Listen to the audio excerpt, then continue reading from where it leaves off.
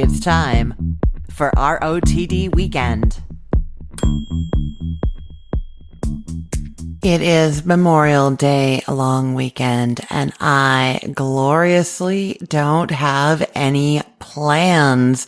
You know, things have been really crazy lately. My kids had their last week of actual school 2 weeks ago. Exams were this past week. As you know, Marty and I have been doing that improv class every weekend for a couple of months now. That wrapped up. We had our performance this past week. It was so great. I loved every second of it, and I cannot wait until I'm freed up to do another class. Probably after the summer, I will do level 2. But yeah, so that is all done, and now there's this long weekend and I don't have much going on, and it is glorious. So the kids are here. I am doing that flank steak that I told you about yesterday. We are having that for dinner tonight. It is such a favorite here. Actually, I do it a little bit different than that recipe sometimes if I have the time. And so I actually do some kosher salt on it and some chili powder and garlic powder, both sides. And then I put it on a rack in the fridge for 4 hours and then just a little bit of oil on it. And then I grill it just like I told you. And it is so, so good. Oh, and when I slice it, any juices that come out, it rests, of course, first, rest it first, then slice it. Any juices that come out, I pour over top of the slices. Oh, it's just amazing. So I am doing that tonight. And other than that, my plan is really just to spend some time in the pool and in the hot tub. You know, I don't know if you know this, there's a lake in my backyard. It's really pretty. And the hot tub's kind of towards the back there. So I sit in the hot tub and look out at the lake. And I'm usually reading a book when I'm in there. And I am super excited because a new book has arrived that I've been wanting to read for a long time. It's Bel Canto by Anne Patchett, and I've just heard so many good things about it, and it's supposed to be like a little world of a story, so I am ready to just get sucked into that this weekend. So yeah, there's going to be flank steak, there's going to be hot tub and pool time, and reading a good book time, and there's going to be some prosecco. I just had a case of prosecco delivered actually so that I have it on hand for this springtime. It's one of my favorite things to drink in the spring. I got a case of the Sylt brand, SYLT. They're not a sponsor or anything, but I will link to them for you. I really love it. It's very crisp and clean flavor. It's very refreshing. So that is what I'm going to be sipping on this weekend as well. Just a wonderful long weekend. No real plans, hanging out with family and relaxing. I love it. And I'd love to know what you're doing this weekend. Send me an email and tell me. You can email me at cookthestory@gmail.com. I would love to hear how you're spending this Memorial Day weekend.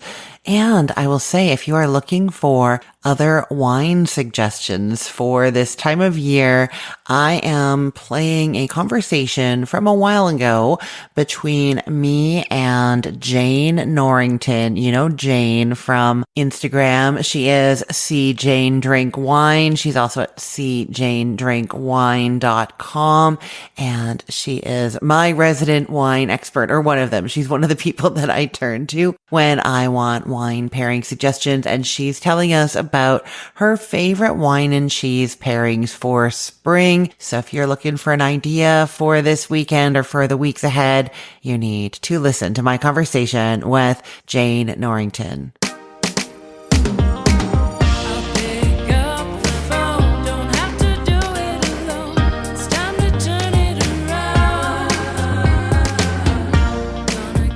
Hi, Jane. Welcome back to the show. Thank you for having me. I'm so excited we could do it again this year. I am too, and I'm super excited because you just completed another level in your training. Can you tell us about that? I can. All right. So this past year, was studying for my level 3 of the WSCT, which stands for Wine Spirit Education Trust. And just to kind of refresh in your memory, it is the most globally recognized certification in the world.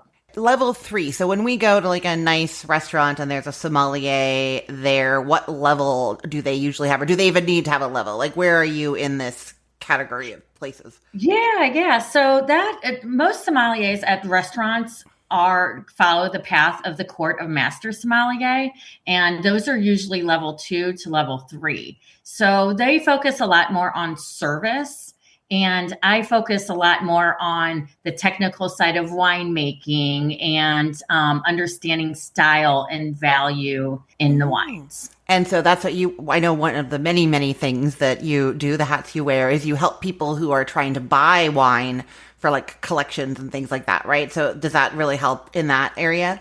It really does. It helps me understand individual style, and then I can identify gaps in their cellar and say, hey, you should try something from Chile. You have a lot of Napa Cabernets, but Chile has the kind of the same elements and whatnot. That's so cool. And okay, that is so interesting. Also, you do a lot of like corporate events and wine tastings, and you were telling me that people have been asking lately about pairing wine with cheese, which is something that I don't know anything about. Do you have advice for that? I do. This is just a hot topic. People are entertaining. They want to put out a cheese plate, but they want to make sure that the wines really match the flavors of the cheese. So kind of the rule of thumb is the softer the cheese, the lighter the wine, the harder the cheese, the bolder the wine. Of course, there's some exceptions, but you also want to complement and contrast the flavors of the wine and cheese, but both should always match the same level of intensity. You don't want one being more predominant or overpowering than the other. So I only know this from being told at restaurants that like essentially I'm wrong. I always used to think that it's like red wine and cheese, that was like a pairing that is just like for sure good. And I've been to places and they're like, no, do not have that red wine with that nice mild brie that you've got there, or whatever. Is that like, do you know like why I would have thought that and why is it so wrong?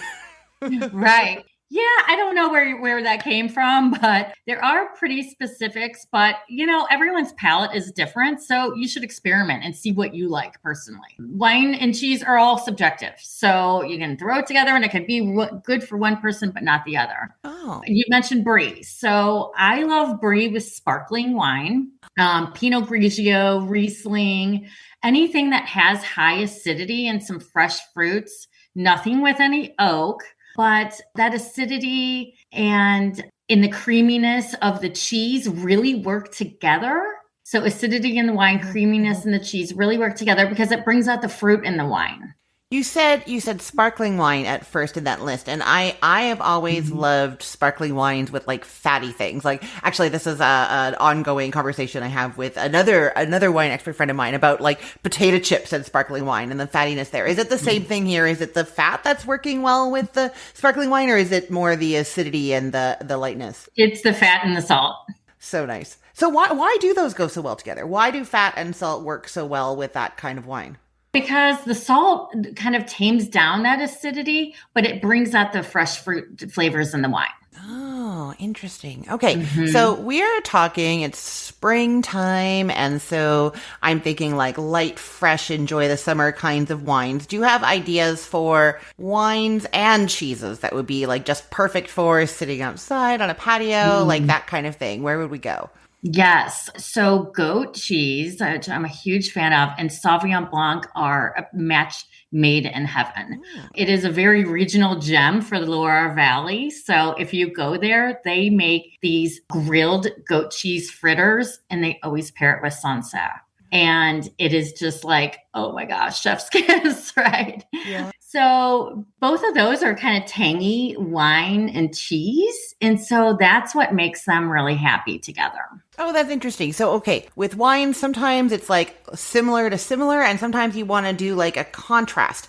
Is there a way to know when you want to like match them and when you want to contrast them? Or like, I know a lot of like trial and error, but like, is there some hint to know, oh, I want something like that, or oh, don't do the same as that? Right. Okay. All right. So I'm going to use blue cheese as an example because it is the most bold, pungent cheese out there, right? So you want something to offset the savory of that cheese. So I would go with a sweeter wine, like a Cabernet Riesling, or if you're a port fan, I'd go there too. But it just really helps. That sweetness of the wine offsets the boldness of that cheese. That port and blue cheese. So my ex-husband's British. We spent lots of Christmases in England, and that's like the standard after dinner. They pull out some kind of blue cheese and some kind of port, and I was just always like my favorite moment of that holiday season. It's such an amazing match. Now, is it any port or has to be like one of the like a ruby port or something like that, right? I would do a tawny port. Tawny port. Oh, I don't think I've even done that. Oh, very cool, very cool. That's like a browner color, is that right? Yes, but it's brownish, but it's still, you can see through it. Okay, very cool. But probably not for our summer patios. Not for your summer patio. Save that for by the fireplace in winter. Yeah. Okay. How about, can you give me one more fun, like spring summery cheese and wine pairing that you love? Yes. Like cheddar is readily available, right? People like it. It's just a crowd pleaser. So it has a strong backbone. So it works well with wines with some tannins. So you could, if you're a red wine drinker, that means that you could go Sangiovese, Tempranillo, Pinot Noir. All of those would work well to it because that, again, it's that same level of intensity, right? It's not as overpowering and bold as a blue cheese, but it's not a light brie or a manchego or something. So those work really well. If you're a white wine drinker, Chardonnay, because Chardonnay is the fullest body white wine out there, and it can stand up to more intense flavors. It has that nuttiness to it, which matches the nuttiness to the cheese. And so there's your compliment right there. And would you do an oaked Chardonnay or would you stay unoaked with the cheese, or does it matter with this one? You could do both. Yeah. I don't know. It seems go ahead. that oaked is kind of going a little out of fashion right now. Even Napa has kind of pulled back on that oak. So do what you like. Again, trial and error. Yeah, I've never, for some reason, that's one of the reasons that I've never used to like Chardonnay, was because, especially if you don't know what you're about to get and you order a Chardonnay, it's often so oaky and that smell can be overpowering to me. And it's true that lately when I'm at a function and the only white wine they have in it's Chardonnay, and I'm kind of like, ugh, it hasn't been oaky. It's been much better. Yeah. I used to be that person too until I realized that I was just only having Chardonnay from one region. So when I tried a Chablis, I'm like, this is delicious. So I found that I like more old world, more subtle, elegant, lighter on the oak. You know what? I know that I know the answer to this question, but I don't know how to explain it. And so I would love for you to explain it. I think that people who don't drink a lot of wine, but like wine, get confused because in the United States, and correct me if I'm wrong, because I could be wrong, but we name our wines by like the grape, the variety. And then in France and in other places, it's by the region. And so then we like, how is the Chardonnay the same as the Chablis? Is there like, what are some standard ones that we know? Or am I even correct about that? Actually, let's start there. No, you're on to it. So Chablis is a region in France, and it is the kind of the cream of the crop. So they're so proud of that terroir that they name a wine after it.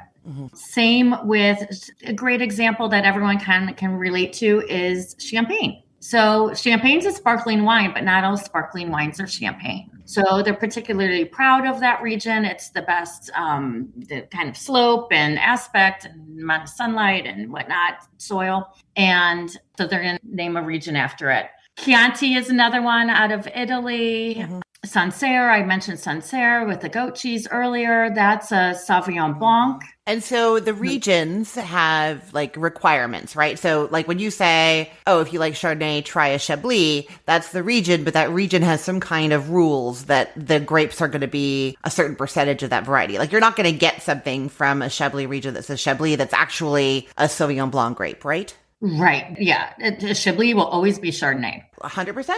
100% Chardonnay. And they have very, very strict restrictions on it. And it goes into really boring details that I'm not going to bore you with. Well, so it's a sort of thing though. Like I think, so I was in Italy with my parents back in October and we did some wine tours and my mom liked certain, what we said, Sangiovese, right? And what were you just saying, Chianti? And there were these percentages, requirements. Like if it has the rooster on it and if it has all these different requirements, then it's going to be these percentage of certain varieties. But now she knows that she likes those grapes also. So now she can be looking for things named with those grapes or things from that region, and they're both going to be the same. So you could you could look that up. Like if you like Chardonnay, you could be like, what regions have Chardonnay? And you might open up to like a whole bunch of wines that you didn't know were Chardonnay because they don't say Chardonnay on the bottle. Right. Yeah, that's the thing. You mentioned that you used to be a no way Chardonnay person. So I come across a lot of these people, and I'm trying to show them the other side. And people are like,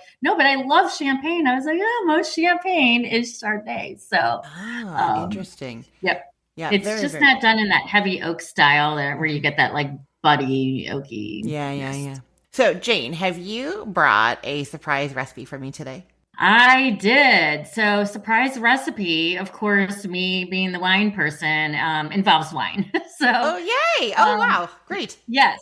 And I chose it because we are coming into beautiful spring weather. I'm based in Chicago, so this is the most exciting time of the year here. And my favorite drink to make, other than just popping a bottle and pouring, is an Aperol Spritz. It just resonates with summer so well. People feel special, and it's just a beautiful drink to present on a big tray coming out to your patio. So the recipe is very easy. It is a 3-2-1 recipe. Okay. Meaning 3 parts prosecco, 2 parts Aperol, 1 part splash of soda. And you garnish with a slice of orange to make it pretty. And I like to serve them in like a Chardonnay wine glass over ice. That sounds amazing. Except, can you tell me more about what Aperol is? Because I can't picture what the flavors are here. Sure. Aperol is a bitter aperitif. And so that bitterness works really well with the prosecco that has a little bit of the bubbles kind of breaks up that bitterness, and also it has some fruit flavors to it. So it's a really nice blend together. Very cool. And you would drink this just by itself, or is it something you would serve with something? Where would be the direction you would go? Okay. So I would do the cheddar with that. I would do a manchego. I would do a smoked Gouda would be good. So yeah, play around with it because you got that bitterness and you have that fruit meshing together. So you could go anywhere with it. That sounds amazing. I love this idea. And I love the idea of pairing it with cheese too. That sounds really great. Well, thank you so much for talking with me today, Jane. Can you let people know where they can find you online if they want to, book any of your amazing services or just find out what you're up to in the drinks world? Sure. So my website is cjanedrinkwine.com. And my Instagram is cjanedrinkwine. So it's kind of funny. People, sometimes the really young people I present to don't get the reference to C. Jane. And if you don't know, there were books back in the day, Dick and Jane. And it's a book that I learned how to read on. And with my name being Jane, it just resonated. And it's a fun play off of it. Yeah, no, I love it. That's fantastic. Thank you so much. Thank you.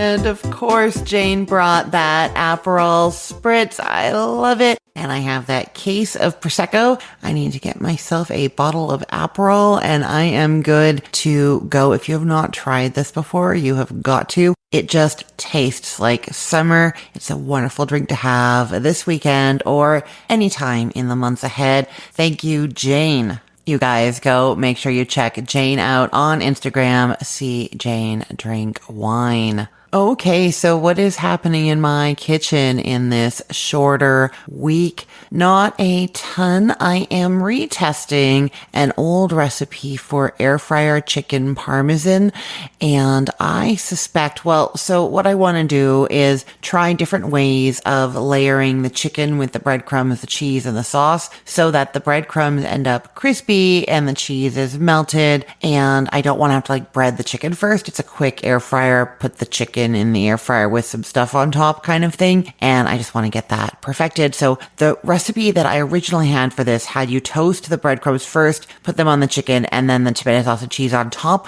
But I found they did get a little soggy in the middle. So I'm going to try inverting that and see what happens. And then later in the week, I'm doing some testing on a bone-in ribeye, a really nice thick cut of steak with that bone in. And I know that having the bone makes the meat be rarer, closer to the bone. So it can be a bit of a struggle depending on how you like your meat cooked to get it just the right temperature. So that is what I am working on this week. As to what is going live on the websites this week, 2 amazing recipes. The first is for extra garlicky garlic butter shrimp. And I know I told you about this when I was first testing it, but I'm going to tell you again. It has 2 layers of garlic being added. So what you actually do is warm all the garlic first in the butter just for a moment and then take half of it out. And then you cook the shrimp in the garlic butter with some in the garlic. And then when it's ready, you add back in the garlic you pulled out. And that's because when you cook garlic, it mellows out quite a bit, right? So we want the nice, warm, mellowed garlic that's cooking there with the shrimp. And then we want that little bit slightly harsher garlic in there added at the end. So these are delicious. That recipe is going live on Cook the Story on Monday.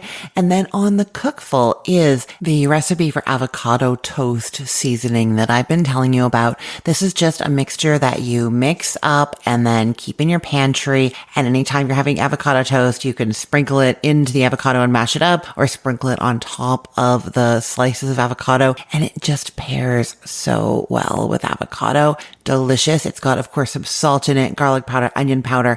There's tomato powder, which is optional. The tomato powder tastes a little bit like sun-dried tomatoes. And then there's a few other little things in there, and it's just zingy and zany and delicious. And it makes making your avocado toast quicker because you just grab a pinch of it and add it. So that recipe is going live on the Cookful on Monday. As to what I am telling you about on this show this week, yes, the avocado toast seasoning is there, and so is that extra garlicky garlic butter shrimp. There's also some tips for freezing watermelon. My favorite vegetable is coming live as well. You know what that is, right? Did you guess already? Beet greens. They are my favorite. And, I'm telling you about something just right for Memorial Day weekend tomorrow. So stay tuned. If you are not already subscribed to this podcast, what are you waiting for? Do it now. You just go on your favorite podcast app on your phone and search for Recipe of the Day. You will find me there, or go to cookthestory.com/ROTD. You could subscribe right from there by tapping the buttons for the different podcast apps at the top, Apple Podcasts, etc. And also you will find everything that I've talked about in today's episode there. You can find that in the show notes for this podcast episode, or at cookthestory.com/ROTD. This is the episode for May 24th of 2025. So you head there and get all the links to everything I've talked about. That flank steak recipe, also to see Jane drink wine,